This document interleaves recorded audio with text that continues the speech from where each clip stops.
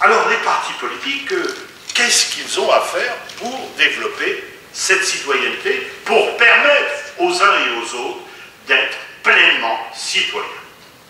Je crois que pour cela, il faut peut-être s'interroger d'abord sur les fonctions d'un parti politique, parce que c'est quelque chose que l'on oublie un petit peu trop vite.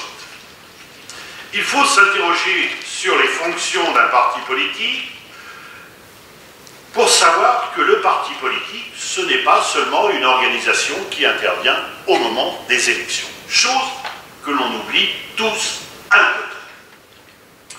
Les partis politiques, ce sont des acteurs mal connus de l'action politique, comme en témoigne le discours anti-parti traditionnel que je trouve insupportable en France. Quand on vous parle du régime des partis, ou des expressions tous pourris, ou sortez les sortants, pour reprendre des expressions de la 4e République, et qui peuvent trouver des échos d'une autre façon sous la 5e, je dois dire que ce discours anti-parti est un discours qu'on ne peut pas tolérer, mais c'est un discours que l'on peut éradiquer si précisément, en tant que parti, on essaie de voir un peu quelles sont les véritables fonctions d'un parti politique. Les partis, c'est le socle de notre démocratie. Ils sont nés avec le suffrage universel, il ne faut pas l'oublier. Parce que tant que le suffrage était un suffrage restreint, il y avait un lien direct entre élus et électeurs qui faisait qu'on n'avait pas besoin des partis. Et vous avez actuellement un type d'élection où le rôle des partis est beaucoup moindre, surtout dans les petits départements, c'est les élections sénatoriales. Parce que pour les élections sénatoriales, il est facile de rencontrer tous ces électeurs. En revanche, je ne suis pas certain que Catherine Coutel, Alain Claes, Jean-Michel Clément, Véronique Massonneau aient eu la possibilité de rencontrer véritablement tous les électeurs au moment de la campagne. On n'est pas avec la même dimension, cela va de soi. Il n'empêche que les partis politiques ont un rôle à jouer, mais un rôle qui, à cet égard, me paraît être un rôle qui n'est pas toujours bien perçu. Rôle qui n'est pas toujours bien perçu parce qu'on oublie quelles doivent être les fonctions des partis. Et là aussi, ces multiples fonctions, on peut les envisager de façon différente. Ces multiples fonctions, elles peuvent être envisagées d'une façon pleinement citoyenne. La première fonction d'un parti politique, sans doute, c'est la fonction électorale. Et c'est la seule fonction que retient notre Constitution. L'article 4 de notre Constitution nous dit « Les partis et groupements politiques concourent à l'expression du suffrage. Ils se forment et exercent leur activité librement. Ils doivent respecter les principes de la souveraineté nationale et de la démocratie. » Mais on ne nous en dit pas plus sur la fonction des partis politiques, et c'est bien dommage. Parce qu'il y a une autre fonction, c'est la fonction programmatique, la fonction idéologique. Le parti, il doit présenter un programme politique, il doit proposer des choix, il doit aider à la formation de l'opinion, il doit animer le débat politique par la critique, mais aussi par la proposition.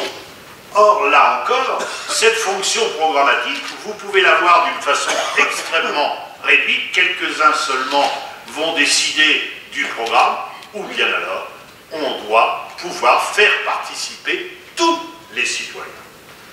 La troisième fonction, c'est recruter le personnel politique. Ce seront les candidats qu'il faut sélectionner, puis former. Et une fois élus, eh bien, il faudra que le parti essaie d'encadrer ces candidats. Mais là encore, vous avez de multiples façons d'envisager cela. Il y a la formation très réduite, on va imposer tel ou tel candidat. Puis, il y a une formation qui me paraît plus pleinement citoyenne, et c'est celle que le Parti socialiste a pu mettre en œuvre d'une façon tout à fait exemplaire et qui a remarquablement marché, et je peux en témoigner pour la Vienne, ce sont les primaires. Les élections primaires ont été, je crois que c'est allé même au-delà de ce que vous attendiez, et ça j'en ai été très heureux, les élections primaires ont été justement une possibilité non seulement de sélectionner X, Y ou Z, mais surtout en même temps une possibilité de débat.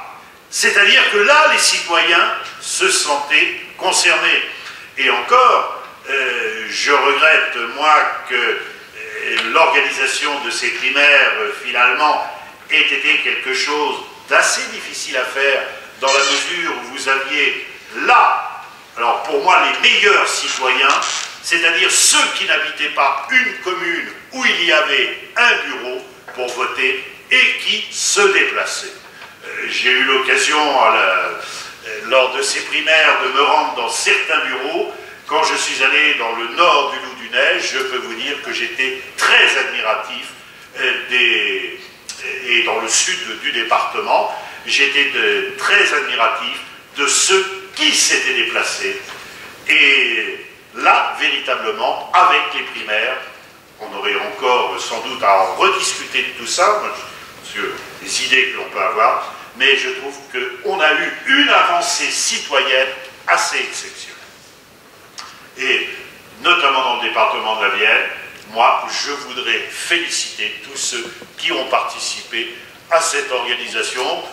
Alors, il y a ceux qui sont présents, il y a ceux qui ne sont pas présents. Je pense à Cyril Sibert, qui est à Angoulême aujourd'hui, et avec lequel il y a eu un très beau travail qui a été fait. Quatrième fonction du parti, c'est d'exercer le pouvoir, soit directement, soit sous forme de contre-pouvoir. Alors là, en France, on n'a pas les habitudes des Britanniques avec le cabinet fantôme. Il y avait eu une expérience qui n'avait pas été très heureuse du contre-gouvernement après 1965.